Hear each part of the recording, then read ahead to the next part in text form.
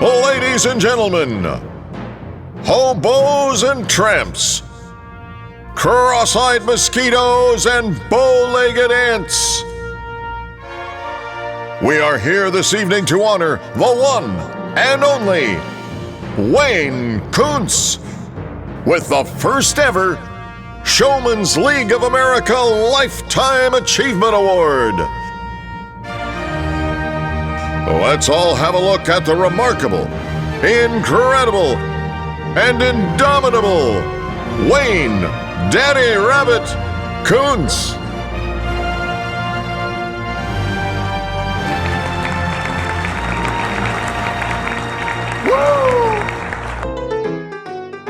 Wayne was born in the winter of 1937 in Eau Claire, Wisconsin. His father, Al Kunz, couldn't find work during the Great Depression, and after searching local want ads, he finally found an opening as a girl show barker for a regional carnival. Hooray, hooray! Step right up and step right in!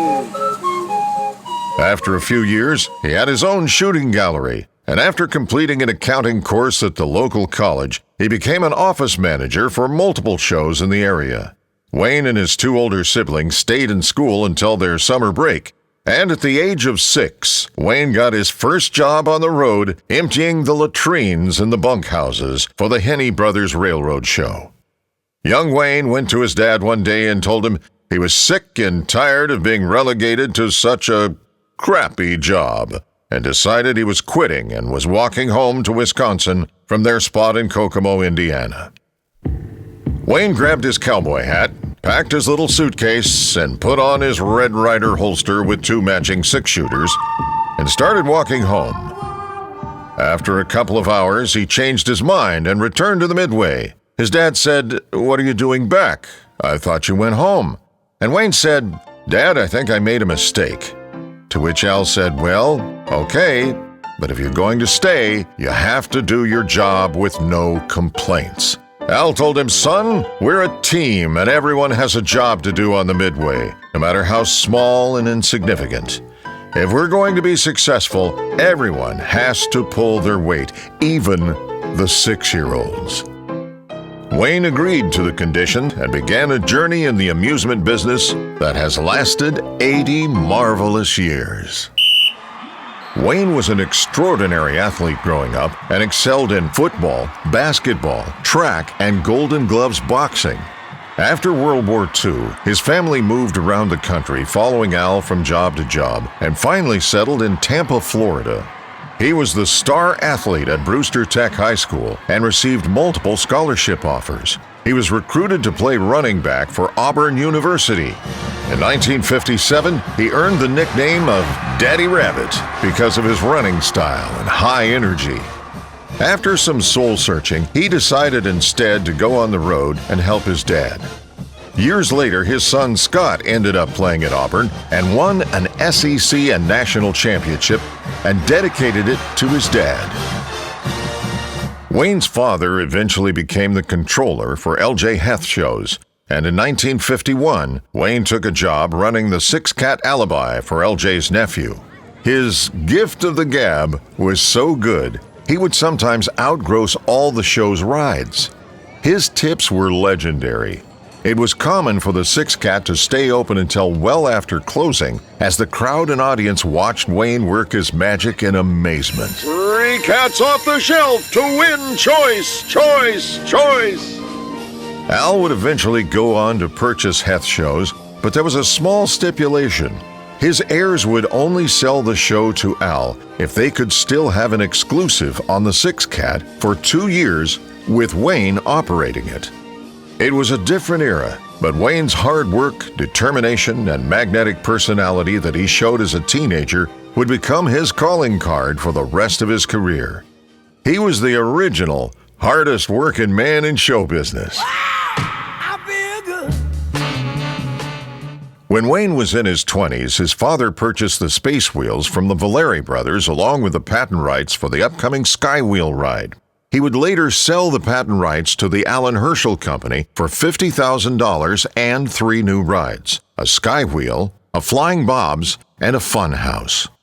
Not long after the delivery of the Skywheel, the Valeri brothers called Al and asked if the new Herschel Skywheel was available to fill in for the new and first of its kind Seattle Wheel, which couldn't make opening for the upcoming World's Fair in Seattle, Washington.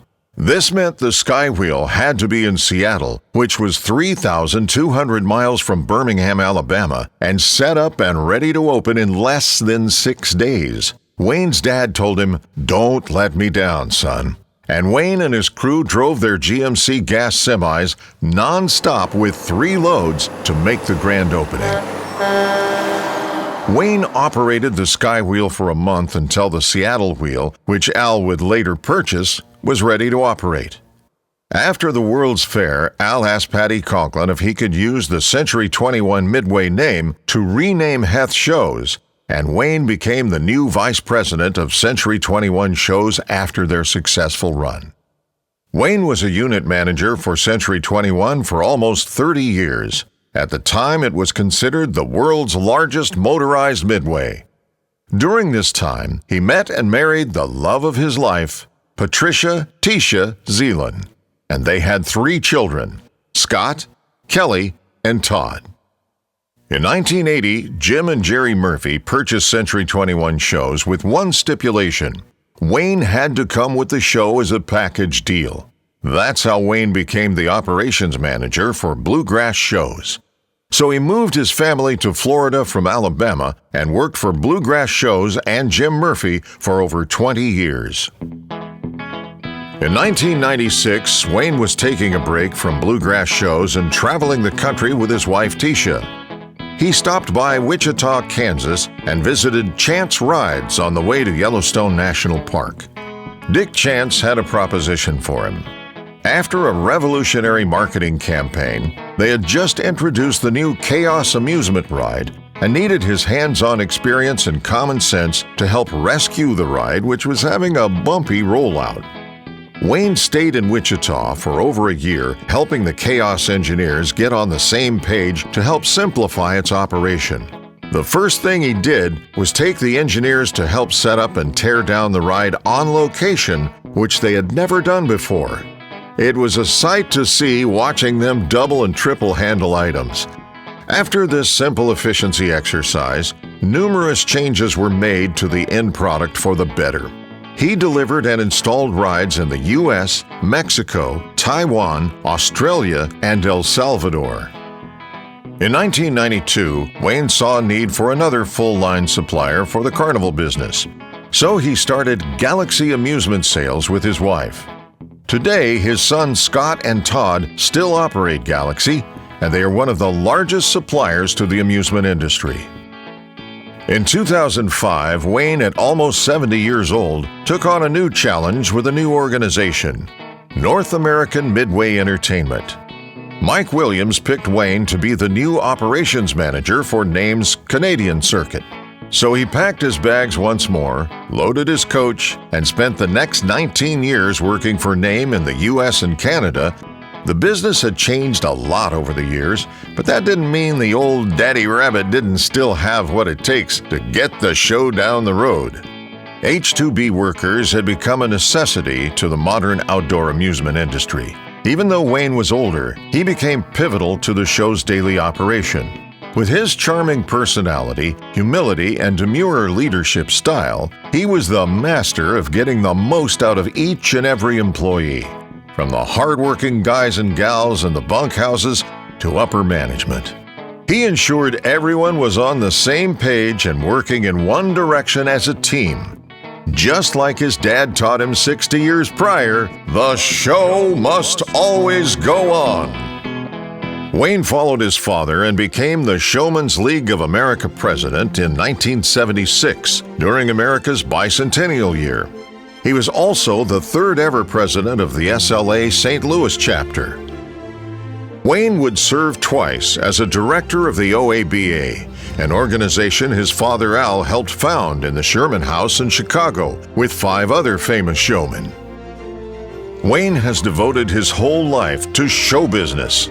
They say a man should not be judged solely by his accomplishments, but also how he treated people, from the powerful to the common man.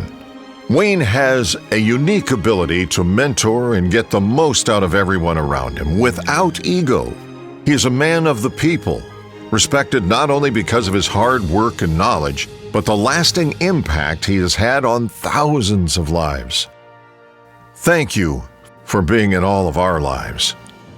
Wayne, you have been a devoted son, husband, father, grandfather, great-grandfather, a leader, a mentor, an athlete, a giver, and a protector of many, many people through the years.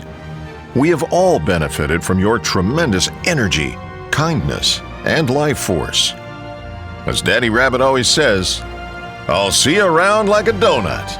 Let's rock and roll! Woo!